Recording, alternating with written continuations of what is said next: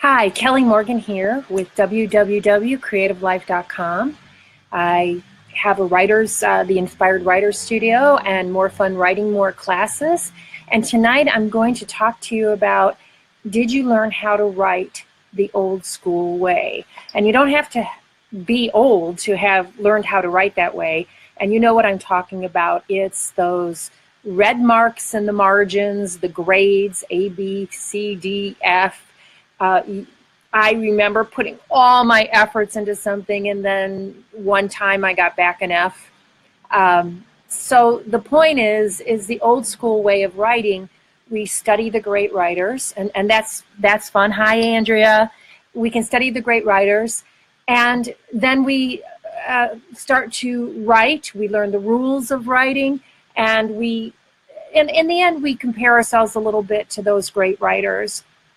I, on the other hand, think there's a whole new way to learn how to write, and that is to, and actually it's just the difference in how they teach foreign languages nowadays. You remember in the old days they used to teach, you wanted to learn Spanish, and they would teach it to you. You'd learn grammar, and then you'd learn all the rules of speaking Spanish, and that's the exact same way they taught us how to write. Now, then they discovered something called conversational Spanish.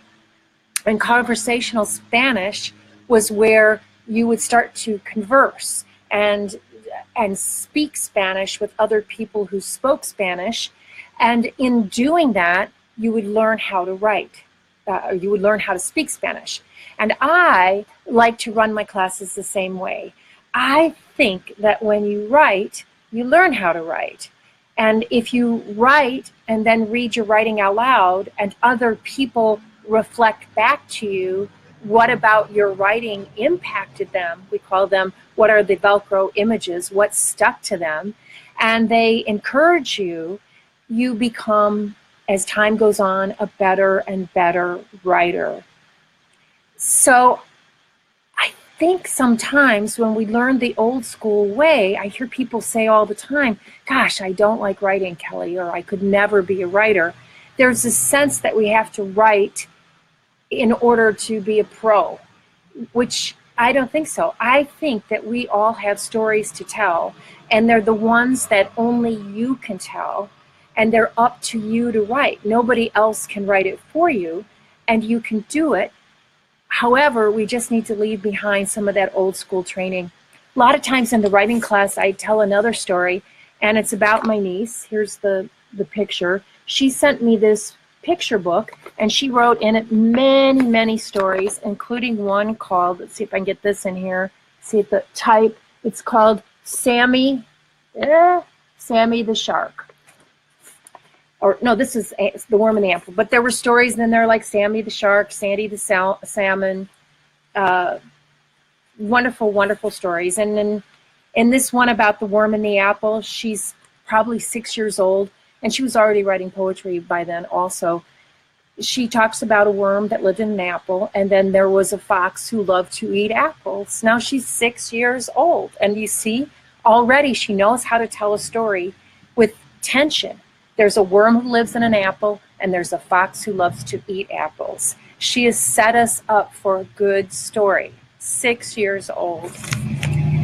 And about, gosh, it couldn't have been more than 4 years later of going to school and learning how to write the old school way.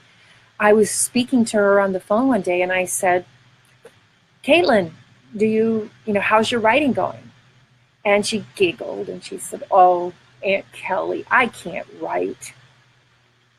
And I thought, oh no, how sad that was. This was the little girl that had sent me tons of poetry and this whole beautiful book of stories.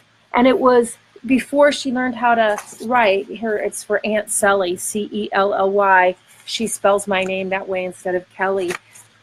But she didn't worry about spelling or grammar or all those things. And there's nothing wrong with all of those things.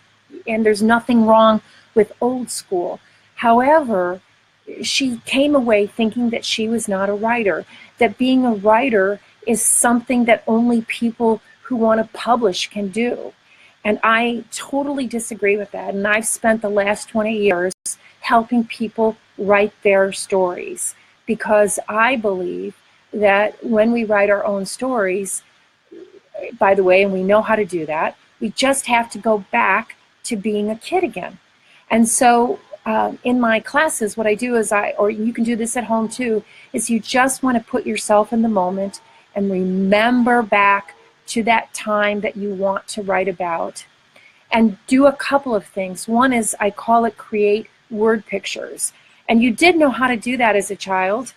And well, you see here, she did it. There was a worm that lived in an apple, and there was a fox who loved to eat apples, okay? So you can, even if she hadn't drawn this out, she was thinking in pictures. And so if I was writing about my life, for example, I told the story of the mountain, I would talk about the winding roads and the sheer drop-offs and the beautiful scenery with the trees and the red rock. And that way, you can also see what I'm seeing as the writer. And then the second thing to do in a story is just tell us what you need. And then who wants something different? When two people want different things, you immediately have conflict. And it doesn't have to be serious. It can be a comedy. So conflict being, I want to drive slow on the roads and my boyfriend is in a hurry to get home, or he thinks he knows what he's doing, so he drives. He has a desire to just drive those roads without me telling him how to drive, right? So that sets up a conflict in a story. And the third thing that you need in a story is just to trust yourself and everything that's coming up. And then it's not that every story needs this, but if you put this in a story, it really helps. What have you learned from the story? In the story that I told the other day, I had learned that I was too focused on my fears and not focused enough on enjoying the scenery around me. And if I was doing that in that drive, maybe I was doing that in other places in my life. So I'm going to challenge you to go home and write a story. Just give us the details, paint pictures of something in your life, tell about something you needed and something someone else needed, or something that you needed and yet you were arguing with yourself about it. And then how did you resolve that? And what did you learn from doing that? And you will have a story. And you will probably be able to tell the story with the same excitement that you would have told it when you were 6 years old. And again, I have to go back to Picasso, who said, it took me a lifetime to paint like a child. And Picasso was one of the most prolific artists of the 20th century. He invented 2 schools of art. And he was able to do that because he was constantly getting in the moment and challenging himself to go back to that fresh, unknowing innocence that he had as a child. And then when you do that, you can also bring in what we learned in school. It's not that what we learned in school isn't helpful. It is. I'm just saying that it's really helpful to leave it behind for a while and just let yourself write. So it sounds like we have some background noise over here, as is often the case when I tape these Facebook Lives outdoors. I'm Kelly Morgan, and I'm with www.creativelife.com. And if you'd like to come and write some of your stories, I suggest you check out some of the things we're doing there. And I will see you next time on Facebook Live.